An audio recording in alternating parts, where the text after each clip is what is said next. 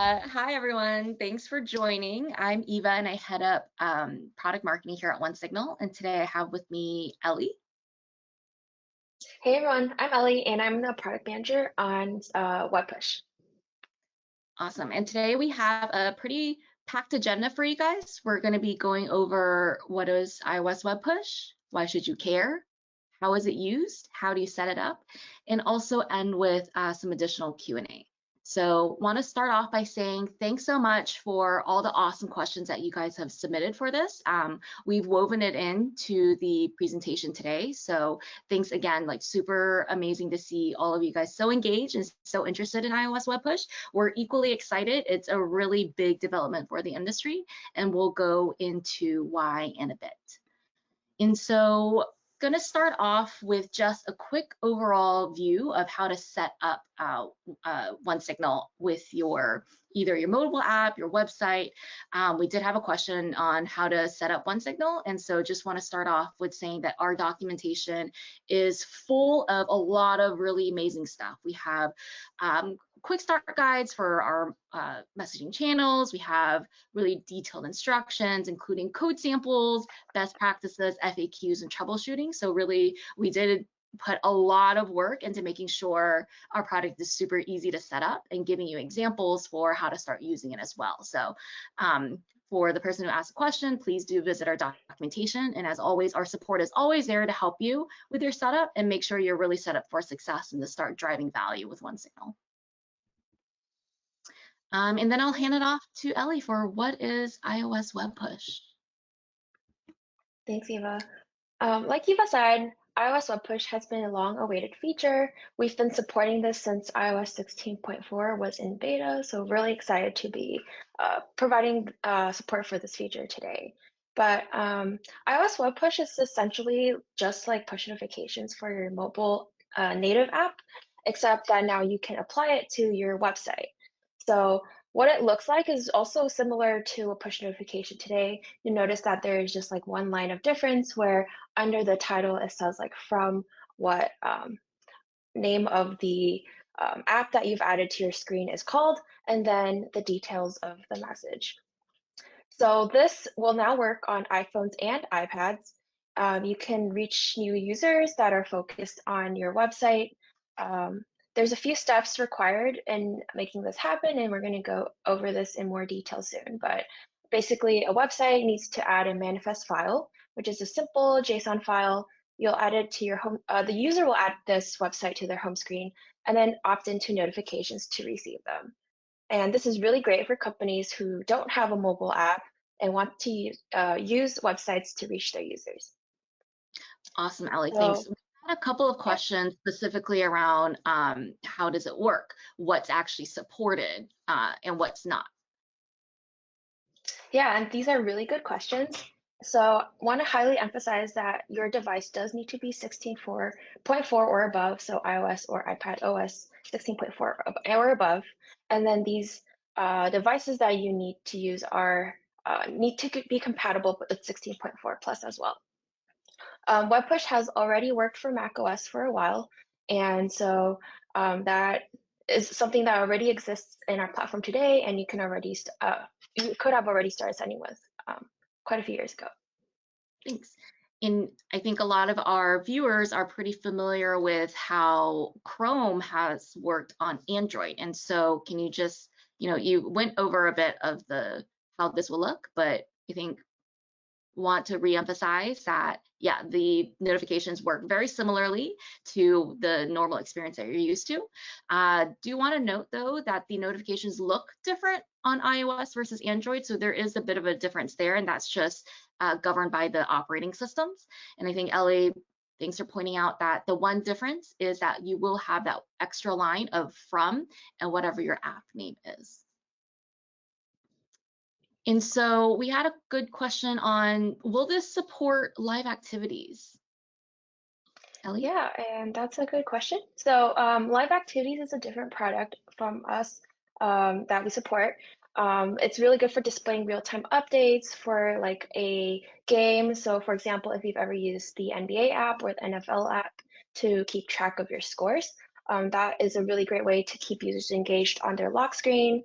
and it constantly updates. So this is something that we're really excited about releasing as well. So definitely check us out for that. Yeah, thank you, Ellie. And I do want to reemphasize these are different product features. While OneSignal does support both, they do involve a different setup and they're just fundamentally different. And then why should you care? So I think iOS Web Push really is a good fit for a wide variety of companies. Ellie touched upon this a little earlier, but basically, if you qualify for these couple of bullet points, iOS Web Push is for you. So if you are a website and you have a lot of mobile traffic, and we know that the world in general is moving towards mobile, right? I think it's been a couple years now where most of the website traffic is actually happening on mobile devices as opposed to desktops and laptops. So if you have a lot of mobile traffic, if you don't have a mobile app as well, because I'm sure this applies to some of you, you probably looked into having a mobile app. It's pretty expensive to develop and maintain. So, a couple of companies have probably done that cost benefit analysis and decided it doesn't really make sense to have a mobile app now, but then that's totally fine too. iOS Web Push gives you the same benefits of being able to reach your users in a mobile first way. The third bucket, if you have a mobile app and you still want to reach people who haven't downloaded your app. So I think a lot of you guys fall into this as well. You probably spend a lot of time and resources developing a mobile app, and then you face the problem of getting people to actually download and keep using your app. So there's always going to be that segment of the population where, they're just not necessarily going to want to download your app. That's totally cool too. You can still reach them again in a mobile first way. And the fourth one is a little bit more broader, but those of you who want to improve your messaging ROI, I think this really will apply to all of you guys. This is why Web Push is such a powerful channel. I think people traditionally send email, they traditionally send SMS, but there is that extra cost of sending associated with those channels. With Mobile Push and Web Push, once you get set up, you are able to scale up and send and return and achieve a better ROI just because of that better scale economics. And so why iOS Web Push, you should care about it is you just open your audience by a lot. So Apple devices account for almost a quarter of smartphones globally and over half in the United States. It's over 1.5 billion active iPhone users worldwide. And with iOS Web Push, now you can access them, which is great because, companies are really focused on growth, and this is basically unlocking a new audience for you guys. And then quick comment on why Web Push belongs in your marketing mix. So I think we've got a couple questions around the effectiveness of Web Push and how that helps with user engagement. And so, there have been numerous studies that show that Web Push notifications, they earn 30 times higher conversion rates than email. And that's because they're real time, they're highly visible, they're reaching you even when people are not on your website. And so just having all of those characteristics do lead to pretty high engagement for Web Push. And so we have a couple of reasons why Web Push is great. We've already covered this in the previous slide, but being able to increase your reach and then unlock new audiences. For example, if half of your mobile users are, if you're on a website, half of them are on Chrome and half of them are on iOS, you're basically just doubling the reach just by being able to message them. A lot of companies really like Web Push because you're able to engage anonymous users. I think you guys have probably seen the statistic. 97, 98% of people who land on your website don't end up converting, whether it's becoming a lead or doing something else within the funnel. You have that huge drop off of anonymous visitors that then visit your site and then they just leave. And then, you spend all that money to get them there. They're not engaging.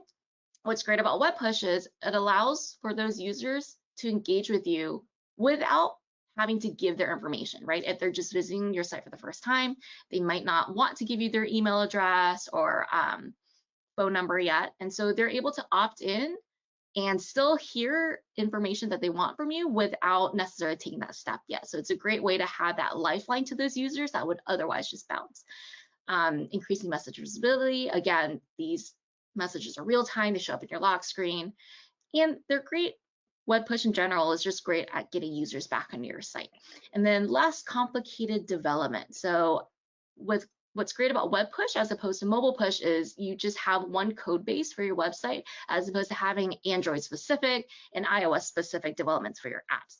And then we already went over ROI, so we'll just move on. Really quickly on how is it used. So web push has a ton of really great use cases. We had one question specifically on whether it's usable for a CBD company.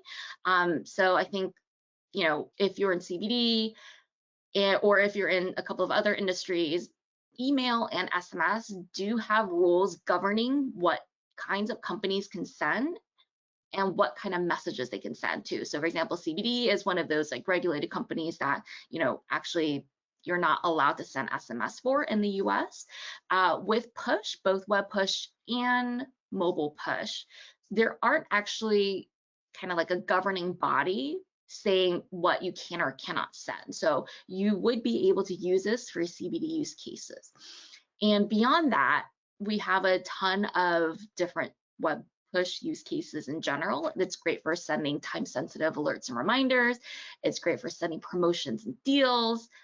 In general, just driving engagement conversions and bringing your users back, especially great for retaining those users that might have gone idle. If you send them something newsworthy, send them a promotion, push is really great for getting them back to your website. And then also great for transactional and account updates as well. So we have examples of all of these as well in our documentation and in our blog posts and various materials on our website too.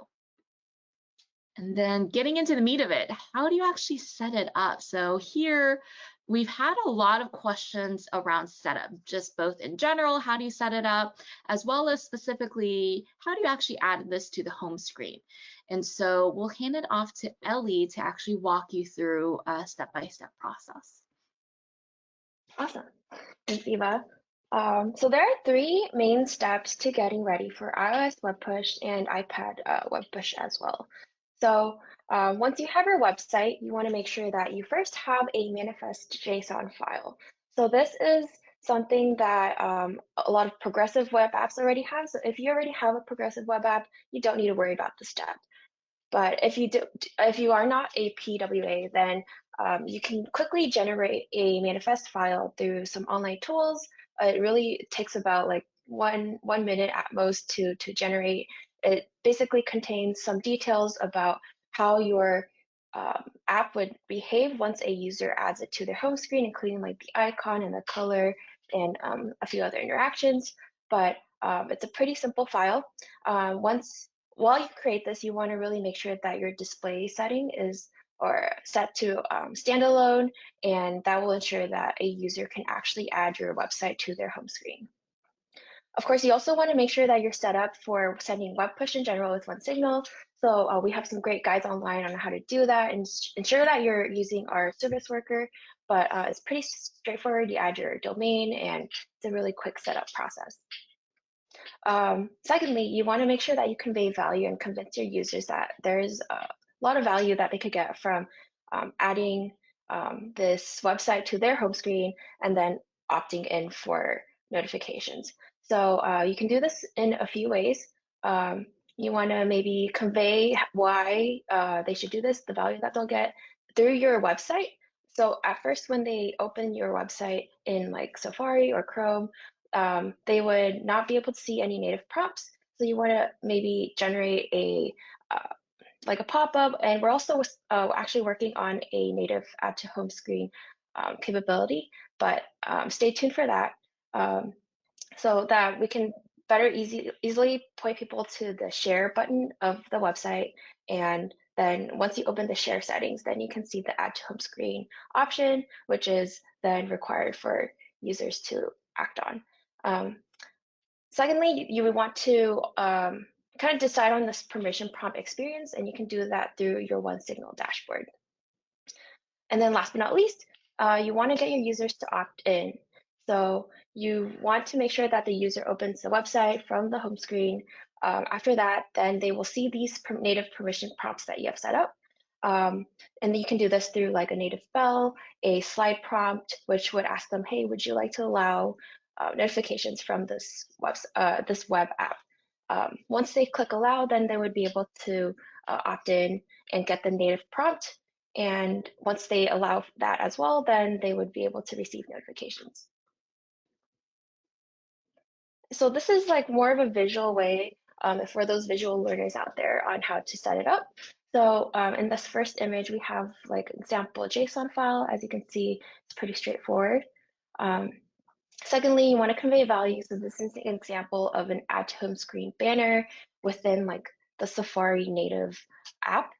And then once you get users to opt in, which is the view of where you're opening the website from the standalone app, from the app that you saved to your home screen, you would be able to see some prompts and native prompts. So as an end user, we also wanted to make sure we emphasize like the experience of that. So first, they would see this add to home screen banner, and this lives in, again, Safari or Chrome or Edge. And this would pop up. You would click on the share button, and in the second step, add this to your home screen. And then thirdly, after showing some OneSignal permission prompts, it would activate this native prompt, which then users can opt into and then receive notifications. We want to also give you some examples of these add to home screen methods. So we have some really great ideas here on ways to convey value and convince people to opt in, and also show them how to save this website to their home screen. Yeah, I think Ellie, you mentioned before that, right now it is the company's responsibility to implement this add to home screen part on your website.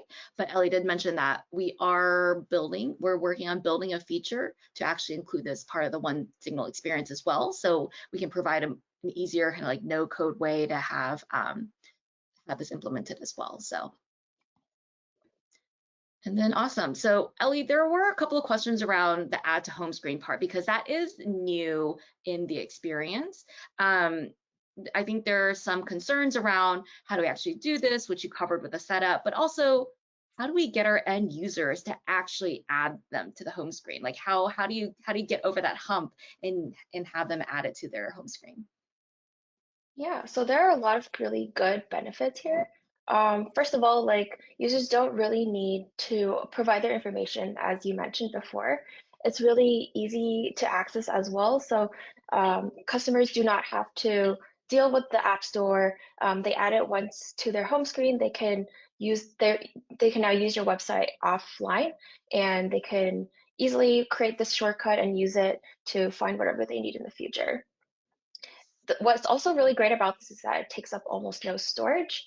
Mobile apps are mobile apps generally are known for taking up a lot of storage, and this is something that uh, no longer does that. And um, yeah, they no longer need to like update websites that are saved to your home screen automatically update, and so users no longer have to worry about like manually updating things. Yeah, so I think for our listeners today, it's really important for you guys to communicate some of these benefits for your end users. Of course, you can always just have the pop-up where it's like add to home screen, but I think what we found is providing context really helps increase the people who engage with this. So we found this with our kind of like permission pre-prompts of opting to push, and so the same thing kind of is relevant here as well. It's important to communicate why you're doing what you're doing and also communicate what benefit users get out of this as well. And so, Ellie, we also had some questions around improving the CTR of push too. Any thoughts on basically how to improve CTR of push? This is like, I guess a little less specific to iOS web push, but web push in general. Yeah, great question. Of course, these messages are essential. You want to make sure that the users feel like you're speaking to them. You want to time it correctly. Um, some other points include optimizing through A/B testing, avoiding over messaging, and sending things at the right time. These are all things that you can do through our dashboard really easily. We've really built that platform to accommodate these and allow you to configure and experiment and really figure out the right strategy for your company. Anything else you want to add, Eva? Yeah, I think one point to note too is taking a multi-channel approach. For those of you who are only using push today currently, really expanding beyond push to other channels is important as well. And so you can do that with Journeys really easily. And what Journeys does is it's, really great product to really automate your messaging and really send the right message at the right time. And so because a lot of that, just like the timing, the segmentation, the personalization, you can do all of that with Journeys. And you can also send people down different branches with different experiences. And so once you're, for example, if you have new users versus VIP users, you can provide a different messaging experience. And when you're bringing that context and really defining that personalized journey for them, that would also help increase the CTR for push too. And beyond that, Journeys also can help increase your LTV because again, if you're relying on one channel, once you lose someone, you lose access to them. And you're kind of like diversifying your messaging portfolio by also including like email or in-app or SMS, so you have another channel to reach out to them on. We also had a question around, is it possible to use customized segmentation? And so, yeah, of course, you can use segmentation both with push directly as well as with within Journeys as well. And what we found is segmentation can increase your open rates by 50%. You can drive higher ROI because again, you're reaching the right audience with the right message. You're not just taking kind of like a spray and pray blast campaign approach. You're actually making sure you're matching your messaging with your intended audience. And so segmentation is super easy in the OneSignal dashboard. You can create them super quickly with data tags and filters, and you can get super targeted and make sure that you're really reaching the specific audience. You can also use segmentation to take people out of journeys as well. For example, you can exclude people. So for example, if you have like an abandoned cart journey going on and someone actually goes in and buys, you don't want to keep hitting them with the same messaging when they've already transacted. So then you're able to exclude them and not message them too. Yeah, And one really then, quick thing to add to that too is just like how easy it is to create a segment. You can literally go into our dashboard, select like when was the last session that they had, or maybe it was less than a day. These are all like things that you can configure super easily. So I highly recommend you jumping into our dashboard and trying it out.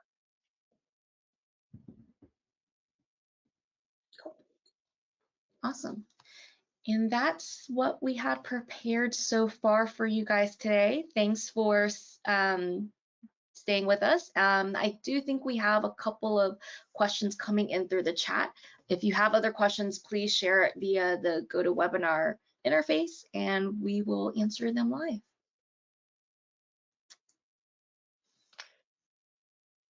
So I think we have a question around, do you know what the timeline is on the feature? And I think this is referring to the no code home screen feature. Ellie? Yeah, that's a great question. This is something on our radar, and we're really aiming to have this by the end of the year, but um, sign up for our emails and stay up to date with our updates. This is definitely something we would like to get out. Yeah, and just a quick note on our product prioritization process in general. If this is something that you guys are interested in, please let us know, contact us, reach out to support. The more demand we see for a feature, the more it helps the team prioritize as well. We're working on a ton of awesome features, and so if this is something that you guys are really excited about, please let us know that you want it. Yeah, exactly. It looks like there's another question as well on whether the prompt to save to a home screen is required in this new setup, or is it just recommended? So it is recommended, but I think there's also maybe another way to add it to your home page if a banner is like a little bit more complicated, you can maybe have a call out somewhere else on your website in the meantime to point users to sign up for notifications. Yeah, so the end result is you do need the users to have that little icon on your iOS home screen. So there are a couple ways to get it done. So like Ellie mentioned, it could be a banner, it could be, let me go back to that. Yeah, there's a couple of different ways you can get to that end goal, but the end goal is you do need that icon on your end user's home screen. And I think we have time for one more question. So is asking visitors to add the website to the home screen extra work? Is there a more streamlined option? Yeah, Yeah, I think I we can try kind to take of, this one. go ahead. Um, so there is unfortunately not a more streamlined option. This is something that we've been talking to Apple and really trying to emphasize how great it would be if they made a workaround. But at this time and in the near future, it is going to require a end user to add something to their home screen. But this is not something that's like too difficult. I think over time, people will get more and more used to this process, more find the value, and be opting into notifications left and right. Yeah, and we do want to emphasize that this is a requirement from Apple. It's not a requirement from OneSignal. It is a requirement from Apple. So everyone is going to have to go through this process of getting users to add it to their home screen. Awesome.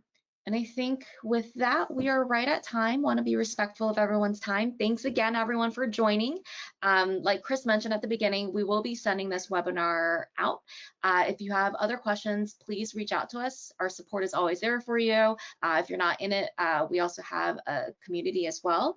And yeah, thanks again, everyone. And thank you so much, Ellie, for showing us how this amazing feature works. Likewise, Eva. Thanks, everyone. Thank you.